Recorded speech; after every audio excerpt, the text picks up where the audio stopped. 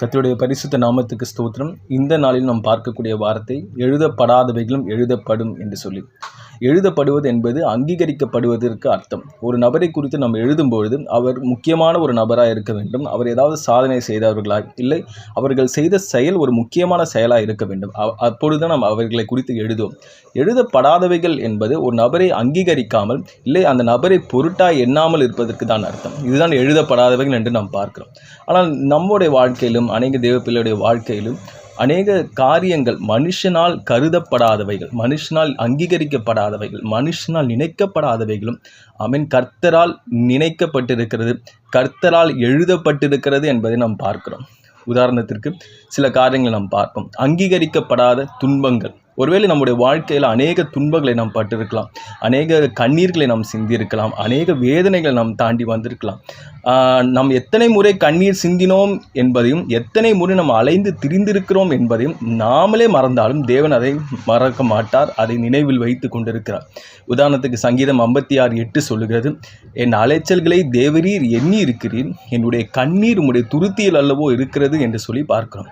அலைச்சல்களை எண்ணி இருக்கிறார். ஒருவேளை நம்மிடத்தில் நீங்கள் எத்தனை வாட்டி உங்கள் வாழ்க்கையில் அலைந்து திரிந்து இருக்கிறீர்கள் என்று கேட்டால் நம்மளாலே சொல்ல முடியாது, நம்மளாலே அதற்கான கணக்குகளை கொடுக்க முடியாது.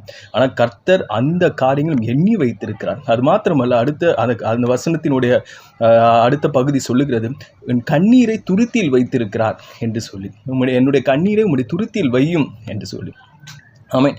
ஆகாருடைய வாழ்க்கையில் பார்க்கும் பொழுது ஆதியாகமம் 21:16 சொல்லுகிறது, ஆகார் சத்தமிட்டு அழுதாள் என்று சொல்லி, பிள்ளை சாகிறதை பார்க்க முடியாமல் சத்தமிட்டு அழுதாள் என்று சொல்லி பார்க்கிறோம். அடுத்த வசனத்தில் 17 சொல்லுகிறது, பின்பு தேவனுடைய தூதனானவர் வானத்திலிருந்து ஆகாரை நோக்கி, உனக்கு என்ன சம்பவித்தது, பயப்படாதே, பிள்ளையுடைய சத்தத்தை தேவன் கேட்டார் என்று சொல்லி, அடுத்த வசனத்தில் 18 இப்பொழுது நீ எழுந்து அப்படின்னு சொல்லி. ஆமென். யோசித்து பாருங்க, கர்த்தரிடத்துல நம்முடைய அழுகை சத்தம் கேட்கப்படும் பொழுது அவர் உடனடியாக அந்த அழுகையின் சத்தத்திற்கு இறங்கி வந்து பதில் கொடுக்கிறவராக இருக்கிறார். ஒருவேளை மனிதர்கள் இடத்துல நம்ம அழும்போது ஒருவேளை அவர்களால் நம்முடைய கண்ணீர்களை துடைக்க முடியாமல் இருக்கலாம். எந்த சூழ்நிலையிலும் மனிதர்களிடத்தில் அழும்போது நமக்கு ஆறுதலான வார்த்தைகள் அவர்கள் சொல்ல முடியுமே தவிர அந்த கண்ணீருக்கான பலனை அவர்களால் சொல்ல முடியாது. ஆனால் கர்த்தரால் மாத்திரம்தான் அந்த கண்ணீருக்கான பலனை கொடுக்க முடியும். அதனால தான் எப்போவுமே தேவனுக்கு என்பதாக நம்ம ஆயத்தமாக வைத்திருக்கணும். நம்முடைய கண்ணீர் எப்பொழுதும் மனிதர்களுக்கு முன்பதாக அல்ல. ஒருவேளை மனிதன் இன்றைக்கு அந்த கண்ணீரை பார்த்து நமக்காக பாவப்படுவார்கள், அடுத்த நாள் என்ன பண்ணுவாங்கன்னா அந்த கண்ணீருக்காக அவங்க சந்தோஷப்படுவாங்க. ஒருவேளை மனிதர்களால் அந்த கண்ணீரை துடைக்க முடியாமல் இருக்கிறார். ஆனால் கர்த்தருடைய வார்த்தை சொல்லுகிறது, அவர் அழுகையின் சத்தத்தை கேட்கிறவர் என்று சொல்லி.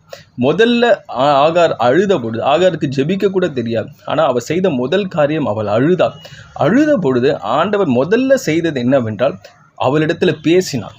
முதல்ல அவர் தேவனுடைய தூதனான வானத்திலிருந்து அவரிடத்துல பேசி, ஆகாரே உனக்கு என்ன சம்பவித்தது என்று சொல்லி அவர் கேட்கிறார். முதல்ல கர்த்தர் விசாரிக்கிறார். இரண்டாவது பயப்படாதே அப்படின்னு சொல்றார். இரண்டாவது அவர் தேற்றுகிறவராக இருக்கிறார். மூன்றாவது உன்னுடைய சத்தத்தை நான் கேட்டேன் என்று சொல்லி கர்த்தர் சொல்லுகிறார். கர்த்தர் சொல்கிறார், உன்னுடைய சத்தத்தை நான் கேட்டேன். இரண்டாவது கர்த்தர் ஒரு சொல்யூஷனை கொடுக்குறார். உன் சத்தத்தை கேட்டுட்டான், நீ அழுத உன்னுடைய சத்தத்தை கேட்டு. நாலாவது ஆண்டவர் ஒரு காரியத்தை சொல்லுகிறார், நீ எழுந்து அந்த அழுகையிலேருந்து நீ எழுந்துரு ஃபர்ஸ்ட். ஆண்டவர் நம்ம அந்த அழுகையிலேருந்து எழுப்புகிறவராக இருக்கிறார். இதுதான் அழகாக வேதம் சொல்லுகிறது. 4 காரியங்களை ஆண்டவர் செய்கிறார். ஆனால் மனுஷனால் முதல் 2 காரியங்களை வேணால் செய்ய முடியும். அவர்கள் நம்ம அழுகையின் சத்தத்தை கேட்க முடியும், பயப்படாதன்னு சொல்லுவாங்க. ஆனால் அதுக்கப்புறம் அவங்களுக்கே என்ன பண்ணணும்னு தெரியாது. ஆனால் கர்த்தர் தான் அதுக்கான சொல்யூஷனை கொடுக்கிறவராக இருக்கிறார், அதற்கான காரியங்களை வாய்க்க பண்ணுகிறவராக இருக்கிறார். கர்த்தர் சொல்லுவோம், உனக்கு என்ன சம்பவித்தது என்று சொல்லி கேட்கிறார். அவருக்கு தெரியாத என்ன சம்பவித்தது. 2 நாளாகும் 16:9 சொல்லுகிறது, அவருடைய கண்கள் பூமி எங்கும் உலாவி கொண்டிருக்கிறது என்று சொல்லி. பூமி எங்கும் அவருடைய கண்கள் உலாவி கொண்டிருக்கிறது, நல்லோரையும் தீயோரையும் நோக்கி பார்த்து கொண்டிருக்கிறார். அவர் கேட்கிறார், உனக்கு என்ன ஆனது என்று சொல்லி. அதனால் நாம் எப்பொழுதும் கர்த்தருடைய சமூகத்தில் மாத்திரம் அழுகிறவர்களாய், நம்முடைய கண்ணீர் கர்த்தருக்கு மாத்திரம் தெரிகிறதா இருக்க வேண்டும் என்று சொல்லி நான் உங்களிடத்தில் கேட்டுக்கொள்கிறேன். அது மாத்திரமல்ல, எசேக்கியா ராஜாவின் இடத்துல தீர்க்கதரிசி சொன்னான், ஏதோ நீ மரணம் அடைய போகிறாய் என்று சொன்னபொழுது அவன் செவிர்புறமாக திரும்பி அவன் அழுதான் என்று சொல்லி பார்க்கணும். 2 ராஜாக்கள் 20:5 சொல்லுகிறது, நான் அழுத பொழுது கர்த்தர் அவனுடைய சத்தத்தை கேட்டார், அப்பொழுது உன் விண்ணப்பத்தை கேட்டேன், உன் கண்ணீரை கண்டேன் என்று சொல்லி கர்த்தருடைய வார்த்தை சொல்லுது. கண்ணீரை காண்கிற தேவனாக இருக்கிறார். எரேமியா 31:16 சொல்லுகிறது, நீ அழாதபடிக்கு உன் சத்தத்தை அடக்கி உன் கண்களை நீ கண்ணீர் விடாதபடிக்கு உன் கண்களை காத்துக்கொள் என்று சொல்லி கர்த்தர் சொல்லுகிறார். உன் கிரியைக்கு பலன் உண்டு என்று சொல்லி கர்த்தர் சொல்லுகிறார். நீ அழாதபடிக்கு உன் சத்தத்தை அடக்கு என்று சொல்லி கர்த்தர் சொல்லுகிறார். கண்ணீர் விடாதபடிக்கு உன் கண்களை காத்துக்கொள், உன் கிரியைக்கு பலன் உண்டு. அதாவது அந்த கண்ணீருக்கு பலனை கொடுக்கிறவர் தேவனால் மாத்திரம்தான் முடியும். The only person who can give solution to your tears is God. மனிதர்களால் அந்த சொல்யூஷனை கொடுக்க முடியாது. மனிதர்களால் ஆறுதல் மாத்திரம் கொடுக்க முடியும். ஆனால் அதுவும் நிலைத்திருக்காது. அவர்கள் கடந்து போய்விடுவார்கள். எப்பொழுதும் 24 மணி நேரமும் பக்கத்தில் அமர்ந்து உன் கண்ணீரை துடைக்க முடியாது. ஆனால் ஆண்டவர் கண்ணீரை துடைக்கிறவராக இருக்கார். வேதம் சொல்லி வெளிப்படுத்தின விசேஷம் 21:4 சொல்லுகிறது, அவர்களுடைய கண்ணீரை அவர் துடைப்பார். கண்ணீரை துடைக்கிறவர், கண்ணீரை துருத்தியில் வைக்கிறவர், கண்ணீருக்கான பலனை கொடுக்கிறவர், அழும்போது அந்த விண்ணப்பத்தை கேட்டு கண்ணீரை காண்கிறவர்.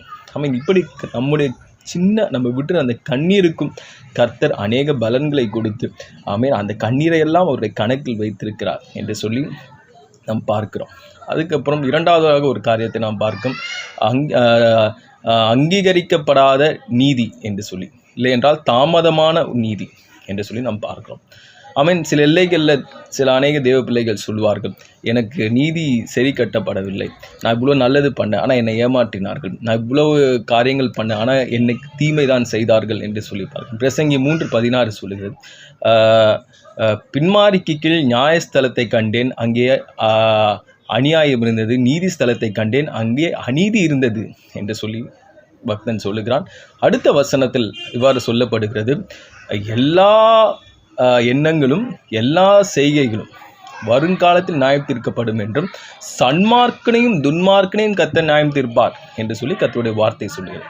ஒருவேளை இன்றைக்கும் நம்முடைய நீதி ஸ்தலங்கள் என்றால் என்ன, நம்முடைய கோர்ட் அப்படின்னு சொல்லலாம், நீதிமன்றங்கள். ஒருவேளை நீதிமன்றங்களில் கூட அநியாயம் அநீதிகள் காணப்படலாம். இல்லை அவர்களாம் மனிதர்கள் நியாயாதிபதிகளாக இருக்கும் பொழுது சில உள்ளந்திரியைகளை அவர்கள் ஆராய்ந்து அறிய முடியாது. ஆனால் வெளிப்படுத்தின விசேஷம் 2:23 சொல்லுகிறது, நானே உள்ளந்திரியைகளையும் இருதயங்களும் ஆராய்ந்து அறிகிறவர் என்று சபைகள் அறிந்து கொள்ளும் என்று சொல்லி கர்த்தருடைய வார்த்தை சொல்லுகிறது. அப்படி என்றால் என்ன, எல்லா எண்ணங்களையும் பிரசங்கி 3:16 சொல்லி, எல்லா எண்ணங்களையும் எல்லா செய்கைகளும், எண்ணங்கள் 3:17 சொல்லுகிறது, எண்ணங்கள் செய்கைகள்.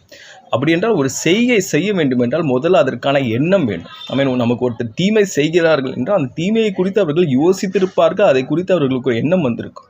ஆனால் இன்றைக்கு இப்போ நம்ம மனிதர்களிடத்தில் நியாயத்திற்காக வழக்குக்காக செல்லும்போது அந்த செய்கைக்கான தண்டனை தான் அவர்கள் கொடுக்க முடியுமே தவிர என்ன எண்ணங்கள் அவர்களுக்கு தெரியாது. ஏன்னா எண்ணங்கள் இருதய ஓட்டங்கள் எண்ணங்களை எல்லாம் தேவன் தான் அறிவார். இருதயத்தில் நம்ம என்ன நினைக்கிறோம் அப்படின்னு சொல்லி கர்த்தரால தான் அறிய முடியும். அதனால தான் கர்த்தருடைய வார்த்தை சொல்லுது, எல்லா எண்ணங்களையும் எல்லா செய்கைகளையும் தேவன் நியாயம் தீர்க்க போகிறார் என்று சொல்லி. மனுஷன் நியாயம் தீர்த்தால், மனிதன் நடத்தக்கூடிய நீதிமன்றங்கள் நியாயம் தீர்க்கும் என்றால் அவன் செய்கைகளை தான் நியாயம் தீர்க்க முடியும். ஆனால் கர்த்தர் நியாயம் தீர்ப்பார் என்றால் எண்ணங்கள் தொடங்கி செய்கைகளையும் கர்த்தர் நியாயம் தீர்ப்பார். அது மாத்திரமல்ல, நியாய தீர்ப்பு என்பது துன்மார்க்கனுக்கு மாத்திரமல்ல சன்மார்க்கனுக்கும் உண்டு என்று சொல்லி கர்த்தருடைய வார்த்தையை சொல்லுகிறார். எல்லாருக்கும் நியாயம் தீர்ப்பு என்பது சன்மார்க்கன் துன்மார்க்கன் 2 பேருக்கும் உண்டு என்று சொல்லி நாம் பார்க்கிறோம். இது முக்கியமான ஒரு காரியம். ஒருவேளை உங்களுக்கு அநேக தீமைகள் செய்யப்பட்டு இருக்கலாம், அதற்கான நீதி நியாயங்கள் கிடைக்காமல் இருந்திருக்கலாம். கர்த்தர் சொல்லுகிறார், இதோ வரும் காலத்தில் கர்த்தர் எல்லாவற்றையும் நீதி நியாயமாக நியாய தீர்த்து அவருடைய வருகையில் உங்களுக்கென்று பலனை கொடுப்பார். அதற்காக நீங்கள் காத்திருக்க வேண்டும் என்று சொல்லி.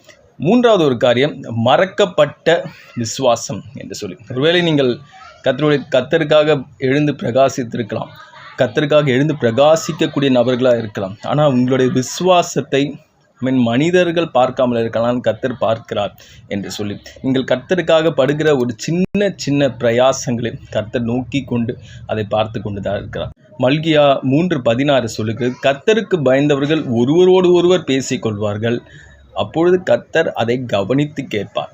கர்த்தருக்கு பயந்தவர்களுக்கும் அவருடைய நாமத்தை தியானிக்கிறவர்களுக்கும் ஞாபக புஸ்தகம் என்ற ஒரு புஸ்தகம் அவருக்கு முன்பதாக எழுதப்பட்டிருக்கிறது என்று சொல்லி பார்க்கிறோம். கர்த்தருக்கு பயந்தவர்கள் ஒருவரோடு ஒருவர் பேசிக்கொள்ளும் பொழுது கர்த்தர் அதை கவனித்து கேட்கிறவராக இருக்கிறார். நீ பேசுகிற ஒவ்வொரு காரியத்தையும் ஒவ்வொரு விஷயத்தையும் கர்த்தர் கவனித்து கேட்டு அதற்கான ஞாபக புஸ்தகம் என்ற ஒரு புஸ்தகம் அவருக்கு முன்பதாக இருக்குது. அதற்கு முன்பதாக அநேக காரியங்கள் எழுதப்பட்டிருக்கு. அதனால் நீ கர்த்தரை குறித்து அநேக இடத்துல நீ ஒருவேளை சொல்லியிருக்கலாம். ஒருவேளை சில பேர் ட்ராக்ஸ் கொடுத்துருக்கலாம், சில பேர் சும்மா கர்த்தருடைய வார்த்தையை சொல்லியிருக்கலாம், உங்கள் நண்பர்களுக்கு நீங்கள் சொல்லியிருக்கலாம். எல்லாவற்றையும் கர்த்தர் கவனிக்கிறவராக இருக்கிறார், அதை பார்த்து கொண்டு இருக்கிறார். ஆமென். நீங்கள் கர்த்தருக்காக பட்ட ஒவ்வொரு பிரயாசமும் அது வீண் போகாது. ஆமென். உங்களுக்கு கர்த்தர் வைத்திருக்கிற நன்மை மிகவும் பெரியது. கர்த்தர் உங்களோடு கூட இருக்கிறார். ஆமென். அதனால் நீங்கள் எதற்கு குறித்து நீங்கள் கவலைப்பட வேண்டாம் என்று சொல்லி நான் உங்களிடத்தில் கேட்டுக்கொள்கிறேன்.